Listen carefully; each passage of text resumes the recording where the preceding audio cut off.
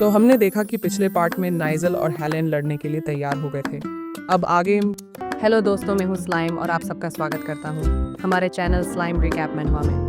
एक अथॉरिटेटिव अंदाज में तो फिर नाइजल लैंडनबर्ग की तलवार साम्राज्य की ढाल आ रही है। नाइजल अपने पैर को जोर से जमीन पर मारती है। हेलेन अचानक हमला करती है। नाइजल तेजी से और संतुलित होकर अंदर घुसती है और उनकी तलवारें जबरदस्त ताकत से टकराती हैं। हेलेन थोड़ी देर के लिए चौंकी, सोचती है ये हमला क्या है। जैसे ही उनकी तलवारें फिर से टकराती हैं, हेलेन ये सोचती है कि क्या नाइजल सच में उसे मारने की कोशिश कर रही है। उसे नाइजल की गंभीर नजरें दिखती हैं और वो उसके हमलों की तीव्रता को महसूस करती है। किक लगने से हेलेन को अचानक झटका लगता है। हेलेन की नजरें धुंधली हो जाती हैं जब उसे पेट में किक के दर्द का एहसास होता है। नाइजल अपने खंजर को खूबसूरती से चलाती है और निशाना लगाती है। खून जमीन पर गिरता है। हेलेन अपने घाव को पकड़ती है। गर्म खून उसके दस्तानों के जरिए बहता है। ये तो पागलपन है, मैं तो मुश्किल से बची, हेलेन बुदबुदाती है। उसकी सांसें तेज और असमान है। हेलेन का दिमाग तेजी से चलता है। वह अचानक मुझे क्यों मारने की कोशिश कर रही है? क्या मैंने कुछ गलत किया? नाइजल की आंखों को देखकर उसे ऐसा लगता है कि यह वो मजेदार मुकाबला नहीं है जिसकी नाइजल को उम्मीद थी। नाइजल उससे सवाल करती है, ये क्या है? ये तो बिल्कुल अलग है जो मैंने सुना था,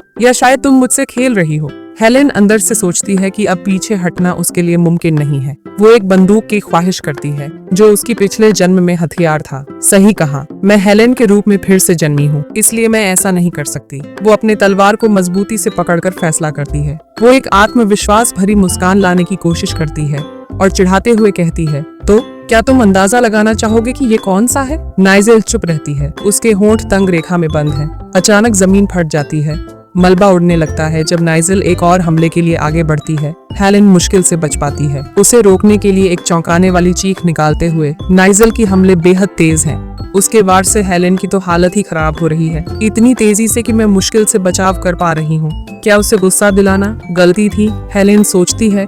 उसका दिल तेजी से धड़क रहा है। नाइजल हमले को जारी रखती है। उनके चेहरे एक दूसरे के बेहद पास हैं। एक कहार योद्धा के तौर पर उनकी प्रतिक्रिया की गति तेज होती है। नाइजल ठंडे दिमाग से टिप्पणी करती है, लेकिन बस इतना ही। एक तेज मूवमेंट में वह हेलेन को जमीन पर गिरा देती है। हेलेन बेहोशी में बड़बड़ाती है, क्या? ये समझते हुए कि वह कितनी कमजोर है, वह सोचती है मैं खत्म हो गई। उसकी हार की पीड़ा, नाइजल की आवाज उसके दिमाग में गूंजती है, जैसे सब कुछ एक पल के लिए धीमा हो जाता है। एक बूट नाइजल के पेट में धंस जाता है। वो थोड़ा कराहती है और खून थूकती है। नाइजल पीछे की ओर फेंकी जाती है, जमीन पर लुढ़कते हुए जैसे हेलेन की ताकत उसे दबा रही हो। नाइजल एक पल के लिए सांस लेती है और जोर से पूछती है, ये क्या है? वो अभी भी समझ नहीं पा रही कि हेलेन की शक्ति क्या है। उसे पूरा यकीन था कि उसका आखिरी हमला हेलेन को नॉकआउट कर देगा, लेकिन हेलेन की आंखें लाल चमक रही हैं। एक तीव्र संकल्प के साथ उसके चेहरे पर खून बह रहा है। नाइजल उसकी तरफ ध्यान देती है। नाइजल सोचती है कि क्या हेलेन का शरीर बस अपने इंस्टिंक्ट के कारण हरकत कर रहा है। वह खुद को संभालती है, अपने हथियार को मजबूती से पकड़े हुए और मर्मरिंग करते हुए, ठीक है, अब मैं अगले दौर के लिए तैयार हूँ। वह कहती है, चलो अब असली में करते हैं। कहार के योद्धा, उनकी आंखें नीली और लाल में मिलती हैं। जमीन कांपती है जैसे वे अपनी आखिरी निर्णायक कर की तैयारी कर रहे हैं। उनके तीव्र संघर्ष के दौरान जमीन में गड़गड़ाहट होती है और खून चारों तरफ उड़ता है। दोनों पक्षों को चोटें आई हैं, लेकिन कोई भी हार मानने को तैयार नहीं है। हेलेन की दृष्टि खून के बहाव से धुंधली हो जाती है और वह गालियां देती, मुझे चक्कर आ रहा है, मुझे लगता है शायद मैंने बहुत खून खो दिया है, मेरी नजरें धुंधली हो रही हैं और मेरा शरीर नियंत्रण से बाहर लग रहा है। इसके बावजूद उसे अचानक एक एड्रेनालिन का झोंका महसूस होता है, लेकिन जैसे जैसे मैं खून बहाती हूँ वैसे वैसे मेरे शरीर में और भी सुकून फैलता है। वह सोचती है कि यह अजीब सा एहसास उसकी लड़ाई की भावना को जगा देता है। एक डरावनी आवाज उसे प्रोत्साहित करती है, अभी नहीं, तुम अभी भी लड़ सकती हो, अपने दांतों को दिखाओ, अपने पंजे बाहर निकालो। इस अंधेरे आदेश से प्रेरित होकर हेलेन फेंसिस की ओर लौटी है। सही कहा, मेरा प्रतिद्वंदी भी ऐसा ही डरावना मॉन्स्टर है, वो सोचती है। हेलेन का पकड़ डीडीआच उसके हौसले को मजबूत करती है। एक तेज तलवार उसकी तरफ आती है और दोनों एक तेज हमले में जुट जाते हैं, हर बार पिछले से ज्यादा डेस्परेट के साथ। एक जोरदार चीख के साथ हेलेन आगे बढ़ती है, लेकिन नाइजल कहती है यह अंत है। वो हेलेन पर वार करती है, उसके पैर को काटकर उसे दर्द में घुटनों पर गिरा देती है। जब हेलेन नीचे गिर जाती है, नाइजल अपनी तलवार उठाती है अंतिम वार करने के लिए, और इसी ने उनकी लड़ाई की कहानी को खत्म किया। और यही वजह है कि तुम ऐसे हो गए, मार्ग्रेव लुडविग, उसने भौंचके होकर पूछा, आखिर आपने इस हद तक लड़ाई क्यों की? मार्ग्रेस लुडविग इसके बाद की स्थिति देख रहा है और उनकी चोटों की गंभीरता पर सवाल उठा रहा है। मार्ग्रेस उन्हें और भी डांटता है, मैंने सिर्फ एक अभ्यास सत्र के लिए कहा था, खून खराबे के लिए नहीं। नाइजल, जो गिल्टी महसूस कर रही है, जवाब देती है, असल में मैंने असली तलवारें इस्तेमाल करने का सुझाव दिया था। मार्ग्रेस लुडविग का चेहरा हैरानी से भर जाता है। लेडी नाइजल, तुमने ऐसा क्यों किया? वो सवाल करता है। नाइजल अपनी बात को बचाते हुए कहती है, मैंने सुना है कि एक काहार योद्धा के लिए अगर उनकी जिंदगी दांव पर है तो ऐसा लड़ना अपने विरोधी के लिए सम्मान दिखाने का एक तरीका है। लुडविग हैरान है कि ये अफवाह कौन फैला रहा है। नाइजल शर्मिंदा होकर ये मानती है कि क्या ये सच नहीं था? मैंने इसे एक किताब में पढ़ा था। मार्ग्रेव उलझन में और परेशान होकर चिल्लाता है कि चाहे काहार के लोग कितने भी हिंसक क्यों न हो, वो एक दूसरे को स्पारिंग के दौरान मारने की कोशिश नहीं करते। हेलेन ये सब सुन रही थी और उसे गलतफहमी का एहसास होता है। नाइजल की लापरवाह सोच के लिए वो नाइजल से नाराज है और उससे अपमानित महसूस हो रहा है। हेलेन अपनी मुट्ठी भींचती है और सोचती है, क्या वो लड़की पूरी तरह से पागल नहीं है?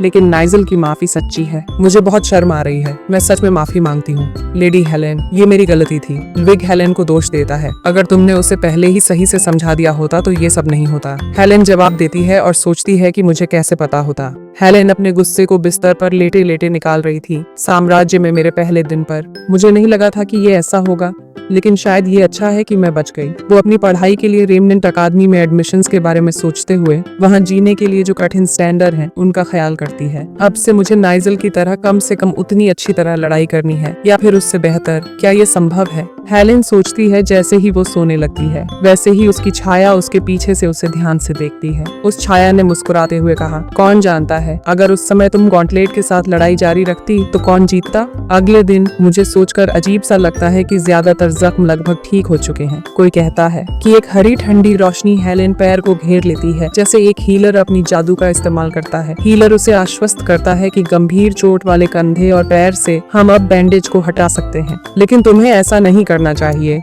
हीलर ने नाइजल की तरफ ध्यान से देखते हुए कहा। नाइजल अपनी चोटों के बावजूद एक हाथ पर खड़ी हो गई है। हेलेन हैरान होकर देखते हुए सोच रही है, अरे क्या वो पूरी तरह से ठीक हो गई है? वह खुद को यह सोचने से नहीं रोक पा रही कि क्या सभी साम्राज्य के योद्धा ऐसे ही होते हैं। हीलर ने कहा, मेम, नाइजल हमेशा से ऐसी ही रही है, उसे रोकने का कोई मतलब नहीं है। मैं चलता हूँ। हेलेन एहसास होता है कि नाइजल स्टबर्न होने के लिए काफी मशहूर है। उसे अपने अतीत के सैन्य साथियों की याद आती है, उनमें से कई ऐसे ही थे। वह कैरेक्टर से बुरी नहीं है और थोड़ी सक्षम है, बस जिद्दी और बेवजह के सिद्धांतों पर अड़ी हुई है। इन सब लोगों में से उसे ही मेरी सहायक क्यों बनना था? नाइजल ने हेलेन का ध्यान खींचते हुए पूछा, लेडी हेलेन, आपका शरीर कैसा महसूस कर रहा है? हेलेन ने जवाब दिया, मुझे अभी भी चलने में परेशानी होती है, लेकिन मैं पहले की तुलना में बेहतर हो रही हूँ, जब मैं लगभग एक लाश की तरह थी। नाइजल ने राहत की सांस ली। हमें आपके चोटों की वजह से अपने कार्यक्रम को लगभग टालना पड़ता। असल में मेरे पास तुमसे एक सवाल है। लेकिन हेलेन थोड़ी टेंशन में है। नाइजल थोड़ी हिचक रही है क्योंकि ये एक संवेदनशील सवाल है। हेलेन इसे टालने की कोशिश कर रही है। तो जब हम स्पारिंग कर रहे थे तब तुम बिल्कुल भी सम्मानजनक नहीं थी। नाइजल थोड़ी शर्मिंदा होकर कहती है कि वो स्थिति को देखते हुए ऐसा था, एक दुश्मन का सामना करते हुए। अंत में नाइजल ने उससे एक दबाव वाला सवाल पूछा। मेरा सवाल है, तुमने साम्राज्य की तलवारबाजी कहाँ सीखी? हेलेन हैरान होकर झपकती है। क्या? नाइजल समझाती है, मैं गलत नहीं हूँ। मैंने इसे हमारी स्पारिंग सत्र के दौरान साफ देखा। भले ही तुम बेसिक डिफेंसिव स्टांस का इस्तेमाल कर रही थी, पर कभी कभी उसने कुछ निपुण तलवार की तकनीकें इस्तेमाल की जो काहार के जानवर जैसे लड़ाई के अंदाज से अलग थीं। हेलेन थोड़ी चौंकी और अपनी सोच को सही किया। हेलेन ने कहा, दूरी से भी ये पूरी तरह से शाही तलवारबाजी जैसा लग रही थी, सही? हेलेन को उलझन हुई। क्या मैंने सच में ऐसा किया? वो याद करने की कोशिश करती है। मुझे ठीक से याद नहीं, लेकिन मैंने तो शाही तलवारबाजी के बारे में कभी सुना ही नहीं। शायद मैंने तुम्हें देखकर थोड़ी बहुत सीख ली। हेलेन सोचती है, ये पूरी तरह से गलत भी नहीं है। मुझे हर तरह से मारा गया और कैसे मैं नाइजल को नजरअंदाज कर सकती हूँ? ये कोई साधारण तकनीक नहीं है जिसे सिर्फ देखकर सीखा जा सके। हेलेन थोड़ी सी शर्माती हुई कहती है कि वो ये भाषा सीखना चाहती है, लेकिन उसे कोई ऐसा नहीं पता जो उसे सिखा सके। नाइजल उसे सिखाने की पेशकश करता है। नाइजल सोचती है, मुझे पहले मार्कग्रेव से इजाजत लेनी होगी, लेकिन मुझे नहीं लगता कि मार्कग्रेव इसका विरोध करेगा। अगले दिन सूरज मार्कग्रेव के घर पर चमक रहा है और अंदर नाइजल हेलेन को भाषा सिखा रही है। हेलेन थकी हुई साई करती है। अरे यार, मैं तो एक विदेशी भाषा पढ़ने में लग गई। जब वह शिकायत कर रही थी तभी कोई लाइब्रेरी में घुसता है। वह मार्कग्रेव लुडविग है। एंटर करते ही उन्होंने पूछा, माफ कीजिएगा, क्या आपके पास एक पल है? वह हेलेन के पास जाता है और कहता है, मेरे पास इंपीरियल फैमिली से जवाब है। हेलेन हैरान होकर प्रतिक्रिया देती है। लुडविग आगे कहता है, दुर्भाग्यवश आपका अनुरोध अस्वीकार कर दिया गया है। चौंक कर हेलेन कह उठी है, क्या?